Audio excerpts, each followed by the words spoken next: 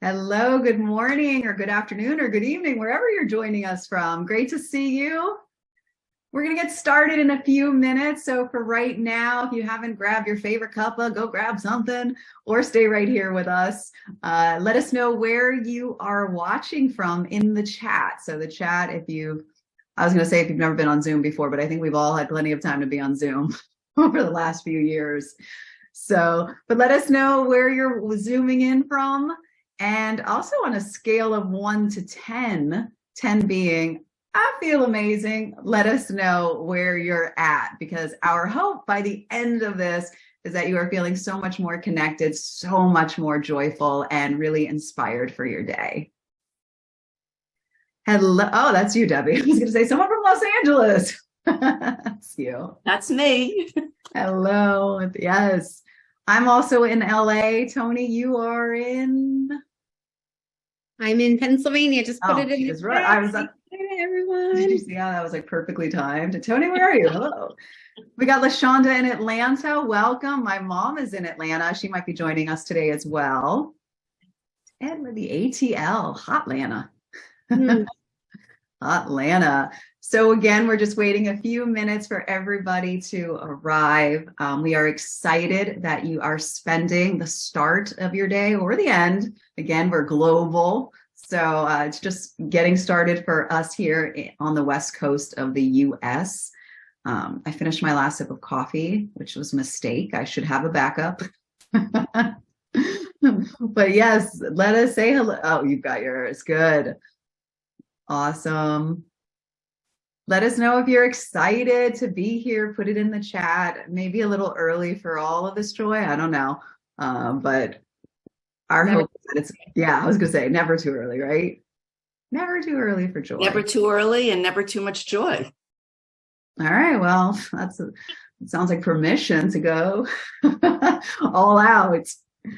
If you have anyone you know that would be that this would be really beneficial, talking about joy, talking about family and belonging, it's not too late to invite them. Send them the link and they could still come on in and register. So we are going to be with you for about the next hour. And we really believe that this is going to be, we know it's going to be so beneficial and help so many of you to feel more connection with your Joy Magnet, can you hear me? Oh, yes. We'll go ahead and put you on mute for now, I think. That was my mom, by the way. So she's in by phone. Okay, I think it is on mute. All right. Another minute or so. Are you ready to get going? All right. If you just arrived, welcome. And if you're here, you didn't have to just arrive for me to welcome you, but welcome to our event today, a year from the year of joy and the art and science of joy. We are excited to bring you our expert who we are going to introduce in just a moment. For right now, my name is Shari and I am the Joy Reporter and spokesperson for A Year of Joy. And today we're going to be talking all about how to build your joy muscle by strengthening your family. And for now, though, we are excited and grateful to have you here. Let us know where you are zooming in from. And we want you to know that this is going to be completely interactive. So you can participate as much as you like. If you're not in the mood to participate, you can hang back, but we really encourage you to really join in because that's where you're going to get the most benefit. I would love to, we're going to have everybody off camera and on mute for now for the hour, but we could invite you later on to ask questions at the end if you want to. But for now, without further ado, I want to introduce you to one of the co-creators of A Year of Joy. She's not only the amazing co-creator, but she's my friend now. I'm excited to introduce you to Debby Schlesinger-Hellman. Hi, Debbie. Hi, Shari. Thanks so much. That was so sweet. And yes, we are friends. We are friends. We've been building our joy muscles together for a while now, which has been wonderful. Yes. Welcome, everyone. As Shari said, we are here from the Year of Joy.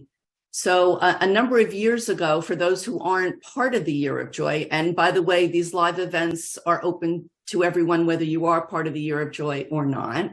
But we encourage you to join us in this free online community. Shari has put the link in the chat box. It is a free online community that we have built, my partner Andrew and I, and Andrew lives in Finland, by the way. He is living in the happiest country in the world. So that sort of helps us out right there. We decided that the world was being invaded by fear and anxiety and unhappiness. And there is a lot of positive stuff happening, but was not being put out to the public as much as the negative. So we have built this Year of Joy and the Art and Science of Joy to show you all the positive things that are happening, change that fear into hope, change that anxiety into a calmness, and bring about more joy for all of us. I mean, don't we all want more joy in our lives? I know I do. So every week we have a different joy expert, as we call them. There's so many things that go into being joyful. And, it's about relationships, which we're going to talk about today. And it's about gratitude and empathy. And so every week we have a different expert, also giving of their time so that you could build your joy muscle. And we're hoping that throughout the year, we all will become a little more joyful and also be able to share that with our friends and families, our loved ones, so that they too could become more joyful. So without further ado, I'd like to introduce our guest speaker today, Dr. Toni Warner. Dr. Toni Warner is a dedicated mom of four, seasoned psychotherapist, certified and high-level mentor to leaders and parenting entrepreneurs, engaging inspirational speaker and best-selling author. A leader in the self-development and mental health fields, she believes the intersection of the rational, spiritual, and socio-political aspects of ourselves is vital to explore to bring more health, joy, and satisfaction to this world. Right up my alley. Dr. Toni values highly impactful yet practical strategies that infuse science, psychology, and soul to inspire her audience and powerfully support her clients. Dr. Toni Warner infuses research and techniques that incorporate the brain, body, and mind in her work with clients. You can find her best-selling book, The Reset, A High Achiever's Guide to Freedom and Fulfillment, on Amazon. When she's not diving deep into her work, you can find her silly dancing and singing with her children, walking in nature, or enjoying one of her delicious delights, homemade latte, fresh bread, or chocolate. You got me right there. Welcome, Dr. Toni Warner. Thank you. Now I want some fresh bread and chocolate. Me too. I was like, oh, how can I go get that and still be here? Oh, so funny. Thank you for having me. I'm so excited to be with everyone today. I am Dr. Toni.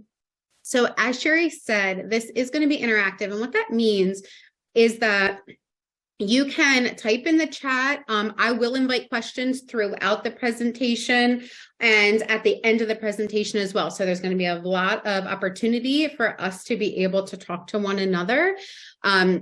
Debbie and Shari are going to be checking the chat box so that they can tune in if I miss anything like that. So I would like this to be something that is helpful to you in the practical sense. Right. And so that's why I want to make sure that we are interacting with one another. So I'm going to go ahead and pull up my screen and we can get started. All right. Give me the thumbs up if you can see my screen, if we're all good. We're good. Okay. Awesome. I am Dr. Toni, and today we're going to be talking about the intersection of family, of joy, of belonging, three things that are really important and core to who we are as human beings, right? We all value those in some way. And so if we can learn how to leverage them in a way that helps us feel fuller and more meaningful in our lives, then why not do that, right? So that's what we're going to talk about today.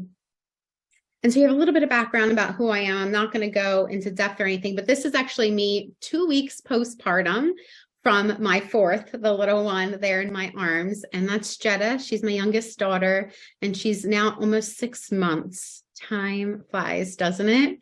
And then my oldest is 13, and she's going on 23. But I love her so much. And my middle guy is just turned 10. We had a Harry Potter themed party for him the other weekend, and that was a lot of fun. And my youngest son is 5. We got Kevin in the background. That's my husband. I'm the people person. He's the computer guy, right? So we're completely different ends of the spectrum, but we complement one another because of that. I am a practicing psychotherapist in the state of Pennsylvania. I do a lot of work with anxiety, trauma, relationship challenges, which marries really nicely with what we're going to talk about today.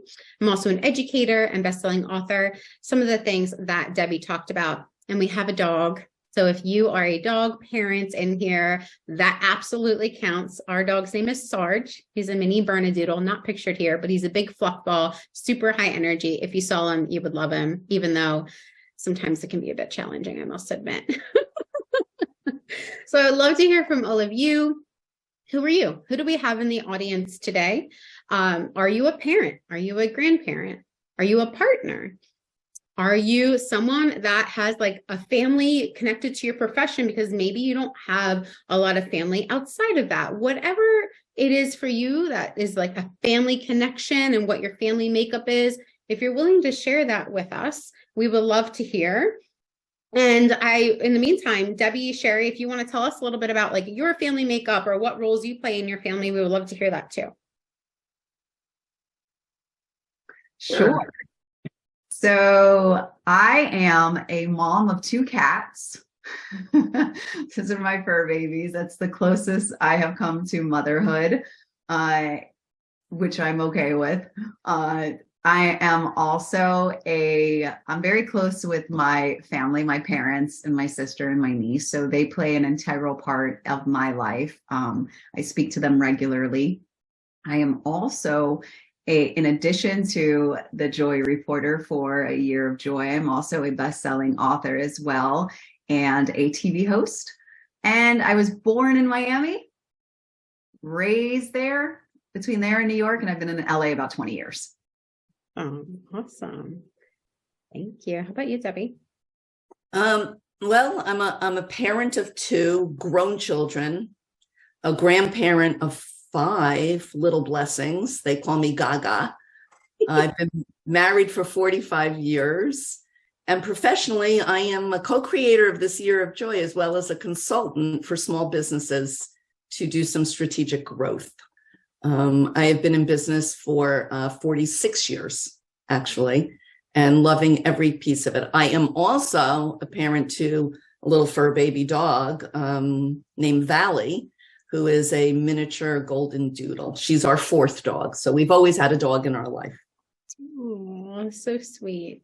Thank you for sharing. And one of the reasons I ask about the professional piece as well is because there are many folks that feel a connection to like their work family, right? These are people that you see day in and day out. And part of what I'll ask in a few minutes is really what family is to you all. And I want that to be something that is making sense to you and who you consider family in your life. And so if you have a work family, whether it is your work family that is your primary family or in addition to your family, that is something you can keep in mind as we move throughout this presentation. We have someone that did answer the question, if you wanted to just hear really quickly. We have LaShonda, who said she's a grandmother, a mother, a breadwinner, and a new realtor. Oh, congratulations. That's exciting. Grandparenthood, I will say, my kids call my mom Gigi, and my mom says that stands for gorgeous grandma. And she loves being a Gigi. She loves it. So grandparenthood is beautiful. In order for me to best serve all of you, those who are here live, but as well as those who are going to catch the recording, I want to hear from you all. What are you hoping to gain from today? What is it about family, about joy, about belonging that pulled you in to want to have this discussion? Are there curiosities? Are there hopes that you have of things that you're working on that you want, some support with, or hoping to get some answers to? What are some things that you are hoping to gain from our conversation today? And you can put those in the chat. Debbie and Shari, if you have any hopes or desires or intentions or anything set around today, I'd love to hear what you have to offer here too. And that way it can really help steer our conversation in a really meaningful way. Oh, I love that, Toni. Interestingly enough, I'm very connected to my family, but I have a lot of family members who feel disconnected. And I'm really hoping for maybe some tools or tips or ideas on how you bring them in and get them more engaged, feeling, again, more joy because of that, and less isolation, if you will. I don't know if that's the right word, but I feel like they've sort of distanced themselves from the family. So sort of hoping that might be something you touched on.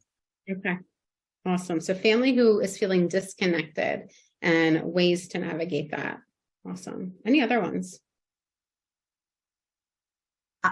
I would say, well, interestingly enough, in my intro, I didn't even mention my partner, which I'm like engaged. I've been with, what does that maybe mean? I need help there about a better connection. We've been together 13 years, but it's so funny. I would say I'm hoping, so I have my friendships, I think that looking to make deeper connections. It's almost as if my more adult friendships, like I don't know, again, if isolate's the wrong word, but like I'm so involved in my home life, like literal home life, that I'm not as good of an outreacher, and to keep those bonds going. So almost like a diversifying of your deepening connection. So to not just have the family connection, but be able to also complement that, right, with additional deep connections in your life too. Yes. Because I always let them be the ones to reach out. And I'm like, I need, because I can just get involved in what it is that I'm doing. And I want to be a better friend in that way and connect. Okay. LaShonda says she's hoping to get balance with family, work, and social lives. Big one. Absolutely. Any other ones? I'm writing these down. Let me know. You can just let me know if any other ones come in, and I wrote these down so that we can make sure we're touching on them as we move forward. Thank you all so much. In order for us to be on the same page about the direction we're going in and what we're even talking about here, let's define a little bit about what we're talking about with joy and belonging and family, because the reality is that we all have different experiences in life, different cultural backgrounds that we come from. And so it might mean different things to each of us. And that's okay. There's nothing wrong with that. That's not bad. But if we're able to be on the same page about what we're talking about today, it's going to be helpful so that we're clear in our communication. And am I answering your questions? Let's start with joy. Now, I know Shari has a lot to say about this, but I'm going to extend this question to everyone. When I'm talking about joy, when I say the word joy, what is it that you think I'm talking about? How would you define it? Or what is it that you would use to describe joy? So when I think about joy, when I talk about joy, what is it? What is joy? What are your thoughts? And this can be a hard question. As simple as it is, it can be really hard to answer. So it's okay if there's like, I don't know how to answer that. That's such a great question, because I think people often interchange joy and happiness sort of together. And I think we need both, but I do think they're different. That's my personal opinion and the research that Andrew and I have done over the years. For me, joy is internal. Happiness is sort of external. So happiness is things that happen to me or I search out like that. And joy is something that I incorporate internally into my everyday life or my life. Something that makes me feel the positive, impactful, something that makes me feel content with things. Because, joy is not really about everything being perfect, because we all know life is not perfect. There's going to be things that happen, challenges, barriers along the way. good days, bad days, good months, bad months could happen. But how do we manage that? And how do we put that in a positive spin? So for me, joy is this internal feeling that keeps me in a positive mood and an hopeful feeling about things for the future. And I always say it's a muscle and I have to work at it. I should work so hard at my abs. Maybe that would be good too. But right now I'm concentrating on that joy muscle. Do the abs really matter? That's funny. Thank you, Debbie. Would anyone else like to add to that? Questions, comments, anything around joy? So if they do, feel free to oh, go ahead, Shari. Well, no, I was going to stay quiet on joy because I can go on and on, like you said. But LaShonda did say, being content in my everyday life, it is a feeling of wholeness. Ooh, wholeness. Hopefulness and wholeness. So Debbie said hopefulness and LaShonda said wholeness. Those are really, really great words. I really like that. Those are two, I think, that are good to hold on to for this. And I'm going to piggyback off of what both of you have shared so far here. So joy, while happiness is conditional, joy is cultivated, right? So we cultivate joy. As Debbie was saying, it's kind of like a muscle that you can build, you can strengthen. Joy is cultivated. It is not something that comes because our kids are listening to us. We can only be joyful if our kids are listening to us. We can only be joyful if our partner is agreeing with us and not disagreeing or arguing with us. We can only be joyful if our grandchildren have everything in line, or if our children let us be the grandparents that we want to be rather than the grandparents that they want us to be, right? We can only be joyful if this. It's not conditional, it's cultivated. So even though my kids aren't listening, even though my partner disagrees, even though my child wants me to be a different kind of grandparent or handle this in a different way, I can still cultivate a sense of feeling and experience of joy internally, right? And so the way I describe this in my book, The Reset, which is right behind me as well, is that joy is beyond mere happiness. It's a deeply felt sense of inward pleasure and freedom and invigoration all wrapped up into one. Now you take from that what fits for you, but when I'm talking about joy at the root, that's really what I'm talking about here as we move forward. Okay. Now, how about family? Family seems, again, these seem like such simple questions, but then you sit back and you're like, but there's so many different nuances to it. As I was saying earlier, family means different things to different people. So when I say family, what does that mean to you? What are the words that you describe or use to describe family? The first word that came to my mind was safety. For me, there's bond and security. Those are the things that immediately pop up when I think family. Love that. Love it. It's a really good one because I think there's family that is blood related, of course. And then there's the family you choose, right? Whether it's work family, friend family, but those that are really close to you or you feel close to, or those that would take care of you. So Shari, to your security or safety, or family are the people you can count on. But the blood family is not always the case. So I think there's that family that you're born into, and then there's that family you choose to be part of. Yes. And those nuances matter. And that's part of why I wanted to have this conversation, is that when we talk about family in this discussion, it can mean whatever one of those fits best for you. This will apply. Right. And so as Debbie was saying as well, it really does look different for different people. It can be blood related, but it doesn't have to be. We're not pigeonholing what family means here.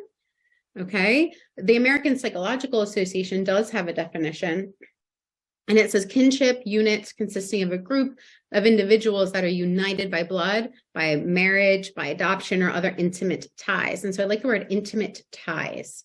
right? So these intimate ties that you have. So although family is the fundamental social unit of most human societies, its form and structure can vary widely. So we can take those pieces with us when we talk about family today. Belonging is another tricky one. But what the heck does belonging mean? Like, I want to belong, but what does that mean? I don't know. So this is going to be the last definition we're going to get clear on together before we continue to dive deeper. What is it? What is it that you think of with belonging? What does belonging mean? How would you describe it or define what belonging is? Being part of, I think acceptance. Yeah. And a tie, like, I don't know, the feeling I get is freedom. Mm-hmm. Yeah. Acceptance, freedom. Yeah. It's one of our core elements of the art and science of joy is belonging. There's well-being, to be healthy. And then of course there's belonging, because the research shows us, and this is work that Andrew and I did with Harvard Research on the fact that we as human beings are not meant to be alone. We are wired to be part of some community. And to take that a step further, most people are part of multiple communities. Right? So there's belonging that you can get from your family, from your friends, from your work, from your community, church, anything like that. But that belonging, that feeling that you're part of something bigger, is something that we understand is part of human nature. Mm. So I would say belonging is feeling a part of and being included in. And I think there's a number of people, obviously, throughout the world who don't have that sense of belonging. And that's where they lack so much joy. They're looking for that belonging. And in family too, right? A sense of you could feel like you don't belong. Yes. You could so easily be part of a family, but don't feel the belonging or the part that makes you feel you are part of. Mm-hmm. LaShonda wrote belonging, feeling like you matter. Yeah. It's huge. Yeah. This is such, we could have such a deep dive just on this one word. Because belonging does often get connected to this sense of community, as Debbie was talking about. And it's not that I think that is right or wrong. But I think that for someone who doesn't feel like they fit in boxes, which is how I experienced my childhood, then not feeling like you fit into a community can lead you to believe that you don't belong. And that community very well may be your family. It could be your church family. It could be your at-home family. It could be your work family. It could be your family, your school, your neighborhood. It could be all of these different systems, right? And so if I'm looking to them to define the community that I'm supposed to be a part of and be accepted in, well, now I don't feel like I belong. And this is a common experience for so many. It goes back, Debbie, to what you were sharing earlier, that one of your hopes is that we can have a discussion around family who's feeling disconnected and ways to navigate that. This sense likely that, well, maybe I don't belong there. Maybe I'm not wanted there. Maybe I don't fit in there. Maybe I'm not a part of that in the way that I should be or want to be. And so there can be this lack of sense of belonging. And that is such a deep, deep hurt that most people don't know how to put words to. And that makes us feel alone. Right? And so one way that we can define belonging is a felt sense of meaningful connection and purpose. A felt sense of meaningful connection and purpose. And it's going to start with you. I feel meaningfully connected to myself in my life with purpose. Even if I don't quite fit in with my family the way they think I should or I think I should. Even if I don't fit in quite the way that I should with this community.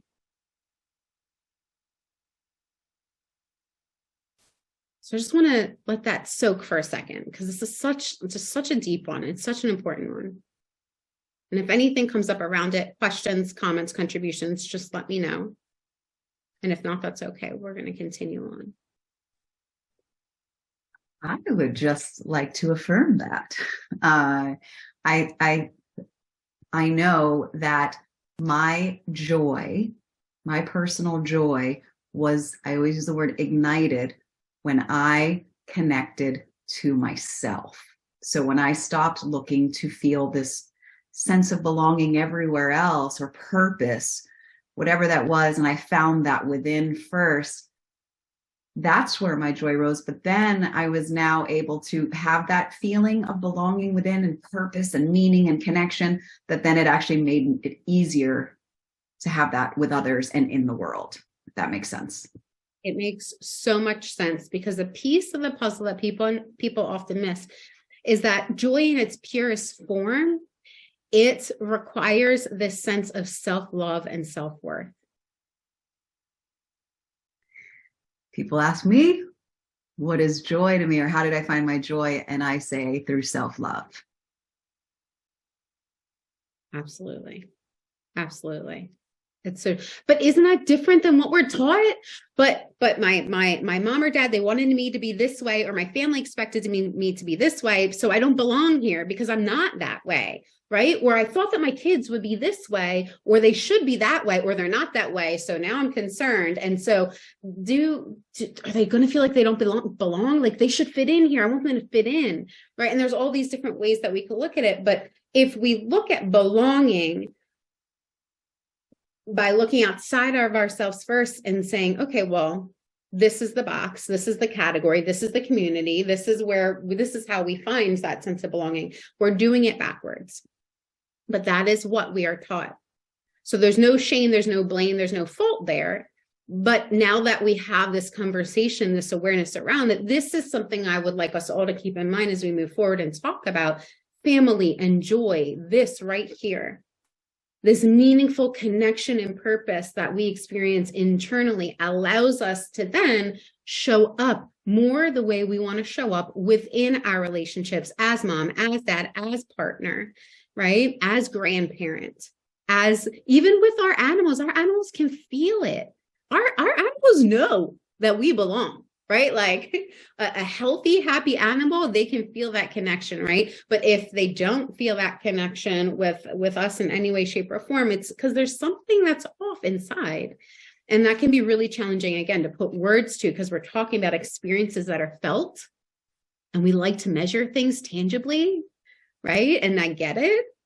I had to do my whole dissertation, right, on like qualitative, quantitative, but there's so much more beneath the surface. I get it. It can be hard to describe, but let's just feel it then. Sometimes it's hard to find the words. You can feel it as we talk today, and that's enough, even if you can't put words to it. All right. Okay. One of the most important things in this conversation around family and joy and belonging is for us to come together and talk about why it even matters. What makes these things really matter to us? Because honestly, if they don't matter to us, then why would we continue to have these conversations about it? Why would we do any work around it? Why would we dive deep into it, right? But so what makes family so important for you? What makes it matter? And as you sit with that question, I want to share a couple statistics.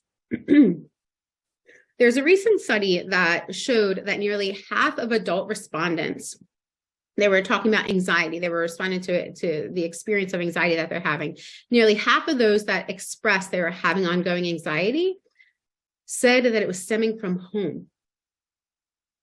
We talk a lot nowadays about stress in the workplace, don't we? And that is a thing. It is absolutely a thing, right? But burnout and stress, they don't just happen in the workplace. They happen at home too.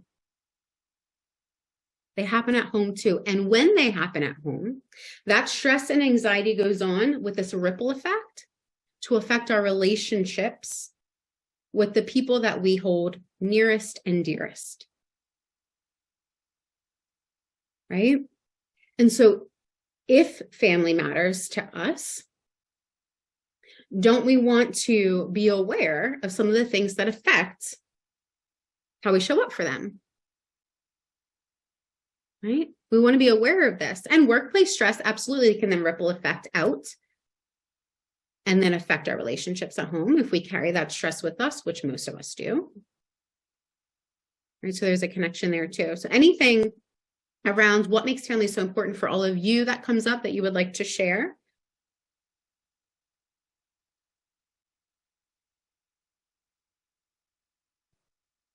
Okay. And then we're going to explore for you, it matters for you, what makes belonging important for you? What makes it matter? Because if you don't have any anchor into why it matters for you, then nothing I share here is really going to go anywhere. If you're like, it doesn't matter, then it's going to roll off. It's not going to go anywhere. It's not going to seep in. It's not going to permeate through your actions and your thoughts beyond this conversation. There are so many, I couldn't even find just one because there's so many I've been a psychotherapist for almost 15 years now. And even all the way back to like my education days, all the way up to today, still studies show over and over and over again that a sense of belonging, a sense of acceptance, a sense of connection, it provides a social buffer. It provides us protective layer to navigate stress and anxiety, mental health challenges. If we feel internally a sense of belonging, it can actually combat the stressors that we're seeing rise in statistics day in and day out nowadays, which is so powerful. What greater reason do we need to have that, make that matter, right? Like, what greater reason is there than that? I literally said to myself, that's so powerful. And then you said, that's so powerful. I'm like, that's huge. So powerful. And would you say though, it just came to me like the challenge, if people don't feel this sense of belonging, then they feel more isolated, which then it feels like it goes into like this cycle where you're feeling isolated. So then you don't reach out. And then just the mental health challenges build and build and build because you're in this cycle. Exactly. It compounds itself. Right. That's what happens.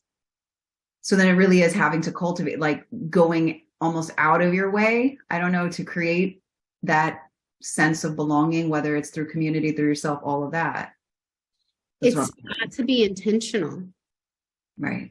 But how can we be intentional about something that we don't even know or understand or haven't had any experience with? And that's part of the challenge, right? So if we come back to when parts of our family maybe are feeling disconnected, maybe we're feeling disconnected from them, maybe they're feeling disconnected from us or just other parts of our family. Okay, like what do we do about that if I haven't had any exposure or experience with this stuff you're talking about, Dr. Toni? Like, we don't talk about this in our house. I wasn't raised like that. No one told me growing up that I need to feel like I belong within myself. No, they told me, shh, listen, or do this, or this is what's expected, or this is how you be successful, or this is how our family behaves. This is what our family does, right? And again, this is not about shaming or blaming or putting fault, because that doesn't bring us anywhere. It's about awareness. Raising the awareness about some of the factors that are affecting our sense of belonging, our connection to family, or our sense of disconnection from family, being aware of these different pieces so that now we can do something about it in an intentional way, right? And then, of course, our question around what makes joy so important for you. What makes joy matter to you? And I think, Shari, of course, like this is a question that I'm just going to put to you. Anyone else is, of course, able to answer it. But before I answer it, what do you think, Shari, joy magnet? It's so important for us. Why should we care about joy? Like, why not just be content with the way life is and go roll with it? Like, we're not supposed to feel joyful all the time. So we might as well just be okay with what we got and just be content. Why does joy matter?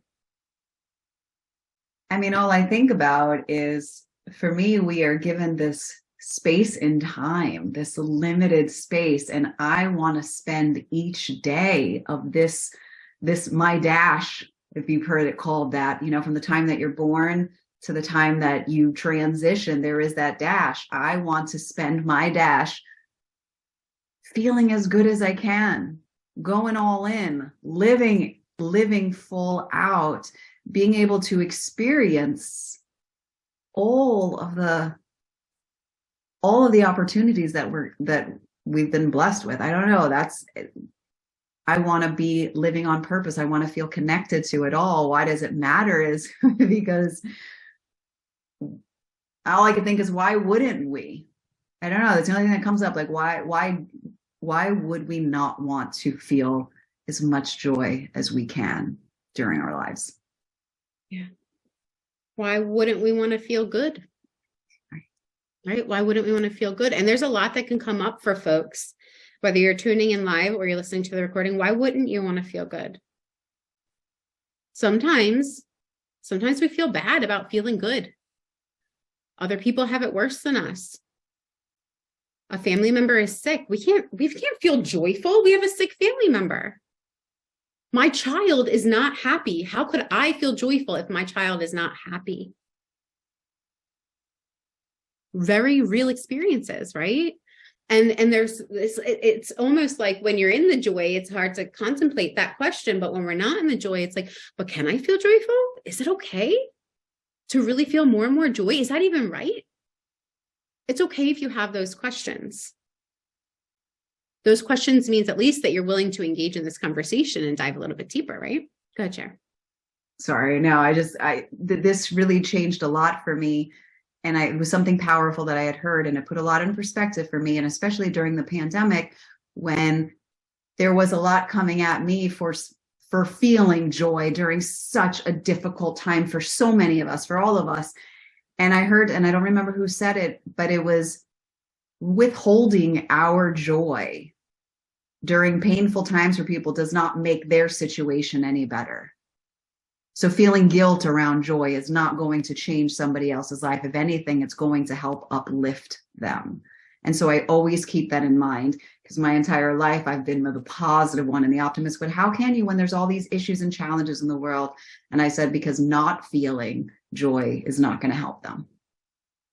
And that's such an important point, because there is a line between feeling joy from this place of internal inspiration and purpose and meaning and toxic positivity. So toxic positivity is a thing. Toxic positivity is, I am going to only focus on positivity, denying the other emotions in the spectrum, therefore minimizing any other emotion. Dismissing any other emotion, not making space for any other emotion. That is just part of the human experience. We have to make space for those emotions. Joy, in its purest form, does not call for that. It doesn't call for us to dismiss other emotions. It doesn't call for us to neglect them or to not process them, right? So extreme avoidance, using joy as some form of extreme avoidance, is unhealthy. And that's actually not joy in its purest form, but it can be easy to confuse that. Right? So what makes joy so important for us is that the more we experience it, the more we can spread it. Right? So it helps us reconnect with this sense of internal worthiness, and it rejuvenates us, restores us from the inside out. And then that goes out to ripple. Just like stress goes out to ripple, so too does the impact of joy. Even when our situations aren't ideal. Right? So I just want you to bring to mind, because I'm going to be conscious of time, if you could enhance one thing in relation to family, based off of what we're talking about here today so far, what would that be? Just bring that to your mind, maybe write it down for yourself. You don't have to share it here, but I want you to capture that. What would it be? Would it be certain interactions that you have with your partner or your child or your grandchildren or whomever you consider family for yourself?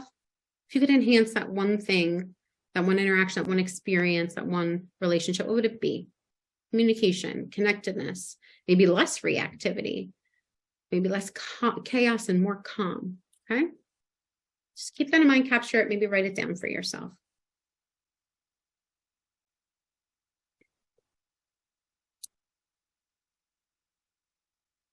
Back during COVID, I had an experience that was really challenging for me. And it was that the direction of where my partnership was going did not feel good or healthy to me. And so I needed to come to grips with that, so to speak, and really get clear on what it was that wasn't working, and then stop focusing on that, and then turn those over and get clear on, well, what is it? What is it that I really want? And am I willing to commit to me just showing up in that way? And you better believe that there were some things that made that hard, like forgiveness, right? There were things that made that hard. And so I want you to think about what you've captured so far, what you wrote down for yourself. And think about, if that thing was enhanced, what would that be like? But what I can say, as I think about what that could be like for that thing to be enhanced, there's this barrier popping up. There's this thing that's getting in the way. There's this problem that's automatically like, but that thing is going to make it so this isn't going to change. This isn't going to get better. This isn't going to be enhanced. What is that bump or that mountain or that barrier or that wall that's popping up when you think about enhancing this part of your life, your relationship, your family experience? And just write that down for yourself. Again, this is for you to intimately get to be familiar within yourself. Be honest. Be honest with yourself, which can be uncomfortable, of course, and that's okay. Part of the process. Part of the process. Isn't that ironic that sometimes getting uncomfortable is part of moving towards feeling more joyful? It seems ironic, but you'll see. Here's some just examples of things that tend to make it hard for people. Oh, I'm too busy for that. I'm too worried. They're too worried. I just don't believe it's possible. Tried before, not going to happen. I'm too tired, too exhausted. Just can't do it anymore. Or there's just not enough support. These are just some ideas, common ones that pop up. Sometimes we get so focused on what we can't control that we forget what we can. And so what I just asked you to do was to capture something you want to enhance. You want to enhance it because there's something about it that either you don't like or you want to be different in some way. And it's so easy to get focused on that. Well, I don't like this, or I want this to be different, and it's not different. So there's nothing I can do. How do I handle that? It's frustrating. I can't change, as Debbie shared, I can't change that. There are family members that feel disconnected. I can't change that for them. As Shari shared, I have friends that are like family to me, but I'm so focused on this here and now that sometimes, I feel bad. Like maybe they're wanting to spend more time with me, or maybe they're upset with me, or whatever the case is. Like, what are they thinking that I'm not reaching out to them more? Right? Or if we come back to the balancing, like I can't balance, as LaShonda shared, like I can't balance it all. Family, work, social life. Like I can't possibly give 100% of myself to all of those things all of the time. We can get sucked into focusing on that problem, and then we stay stuck. And when we stay stuck, we lose that sense of belonging. We lose that ability to really cultivate that joy that we want. And so one of the best ways to deal with that is to flip it over and say, okay, I'm clear on what I don't want, or what I'm having a hard time with, or what I want to enhance, or what I want to change. And as I think about that, all these things are popping up that I think are going to get in the way. So I'm just going to write those down. I'm going to notice those, but I'm not going to fight them. I'm not going to go head to head with them. I'm going to be aware of them. And in that awareness, I'm going to flip it over and think about how I actually want to feel. How do I actually want to feel? If I can't do anything about all of those things, how do I actually want to feel about these things? I want to feel like my influence is powerful enough that when my disconnected family sees me or is around me, they can feel it. I'm going to feel like that's enough.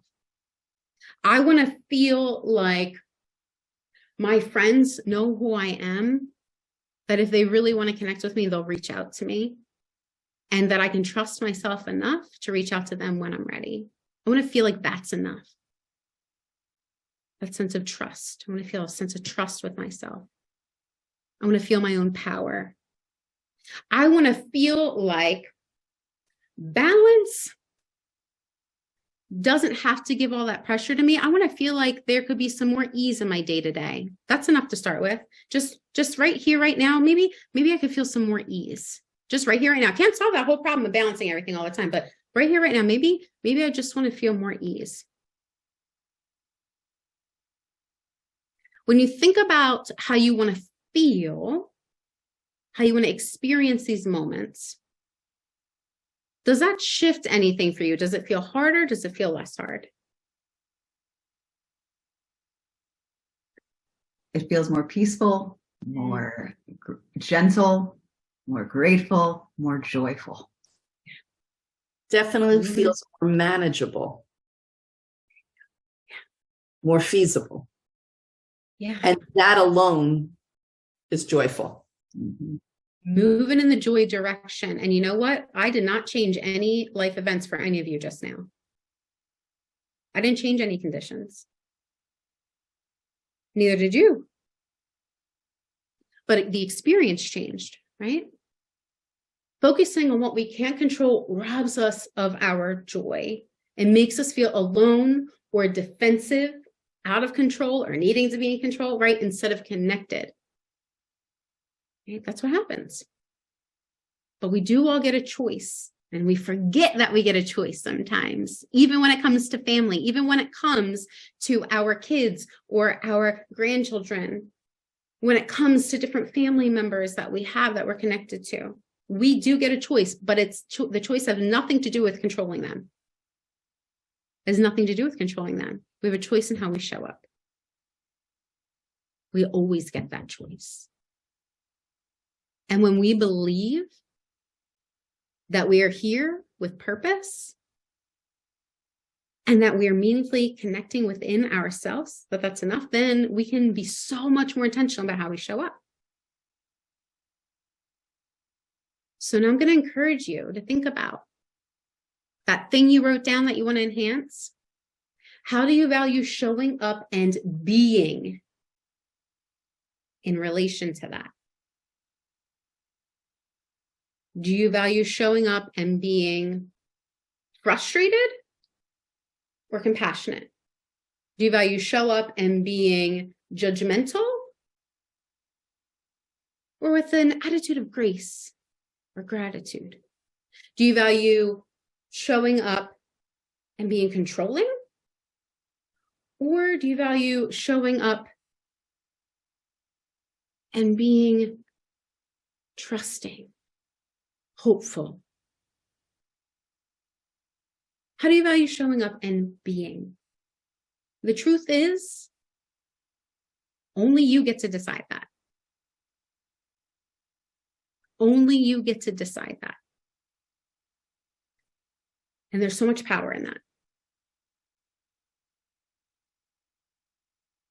How do you value showing up and being as a parent, as a partner, as a blank, whatever it is that connects with what you wrote down? For me, because forgiveness was challenging and I wasn't quite in the beginning of this realization that the marriage needed to have a shift. I wasn't quite ready to fully commit to showing up and being forgiving, even though I wanted to. I had to move in that direction. So I said, I value showing up and being compassionate. And that meant compassionate towards myself and my partner. Because if you value showing up being compassionate, are you really valuing it if you're only doing it towards one person? If you're only showing up that way towards one person, no, we value it. We honor it by showing up as best we can and embodying that and being in that energy in all of our relationships, especially those that are close to us. So when things are off balance, because I feel like I can't balance the family, the work, and my social lives all at once, how do I value showing up, being in the midst of that? How do I want to show up and be in the midst of that which I don't have control over with my family, with my schedule?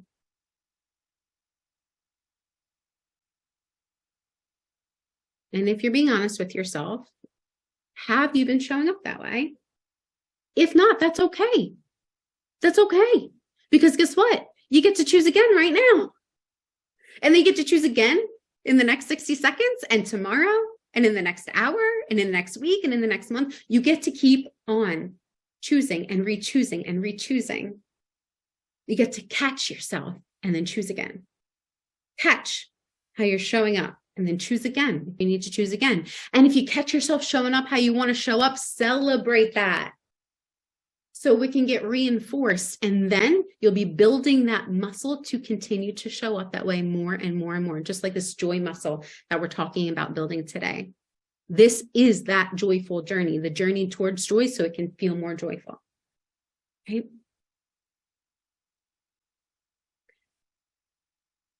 So what can help you show up that way more often? I'm going to open this question up. There's no pressure to respond. But anyone that wants to respond, write in the chat, or Shari and Debbie, if you want to come on and share, what can help you show up that way more often? So if you identify that you want to show up with more compassion or more ease or more forgiveness, if you want to show up with more integrity, if you want to show up with more calm or more trust or more faith or more hope, if you want to show up being more of this in this way, what comes to mind to help you out? What might help you out along that journey? Well, I definitely think I'm thinking about this with some relationships, and I'm thinking I want to be more empathetic.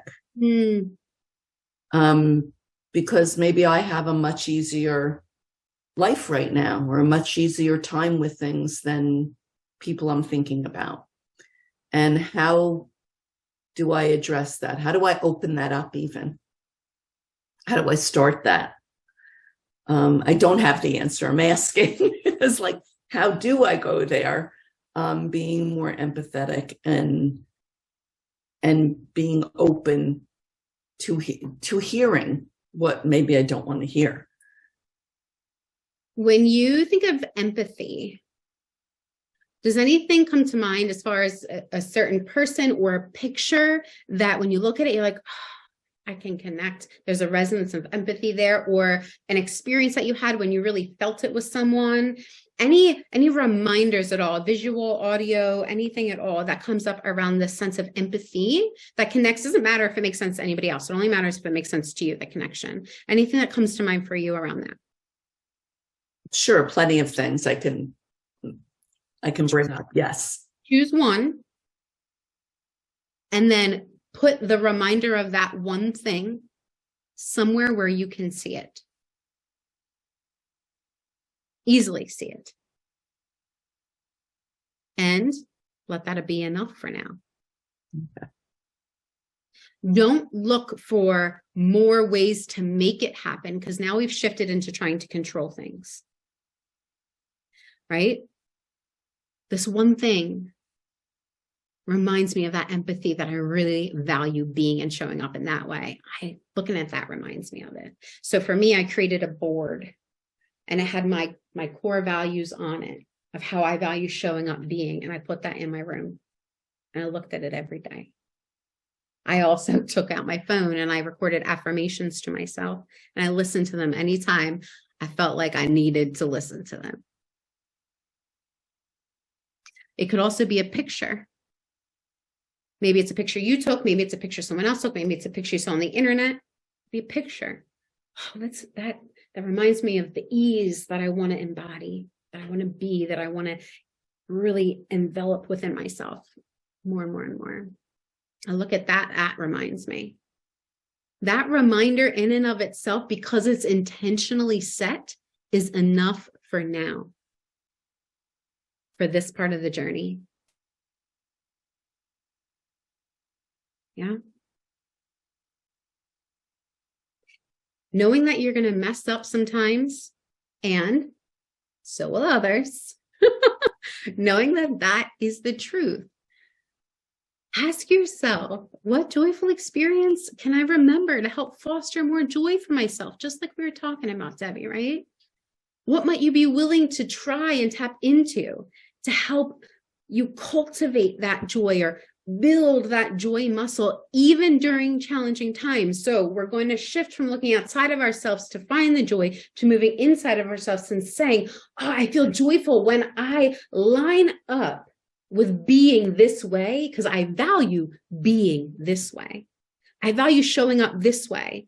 Amidst my family who's feeling disconnected, I value showing up in this way because I trust that the ripple effect of that is so strong, so powerful that when they're ready, it's going to be felt by them. I can trust the same with regard to my friends and with regard to feeling out of control of balancing the schedules that happen and all the demands that happen in life. And that if I can come back and connect with how I value being, I will feel more joyful along the way. And I can just implant practical little reminders to help me.